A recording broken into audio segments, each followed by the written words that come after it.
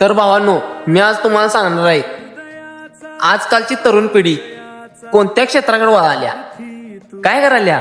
8वी 9वीची पोरं, अरे तुमचं करिअर ते नाही रे. दारू, सिगरेट, 302 लवर, याव त्याव काय नसते रे भावानो. शेवटी आई बाबा असतात, शेवटला आई बाबाच असतात. एवढं लक्षात ठेवा. करून करून सगळं, कुठला बाई बी तुमच्याकडे येत नाही.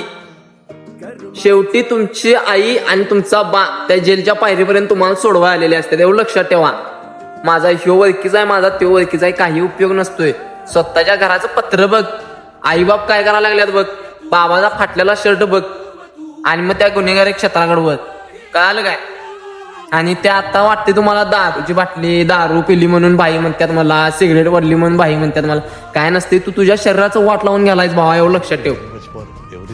तुझ्या आईन तुझ्यासाठी काय स्वप्न बघितल्यात आणि तुझ्या बाबान तुझ्यासाठी काय स्वप्न बघितल्यात, ही स्वप्न तू डोळ्यासमोर ठेवून हे कर, अभ्यास कर, शिक्षणाकडे जा. तू गुन्हेगारी वगैरे करून काही उपयोग नाही आहे. एवढं लक्षात ठेव.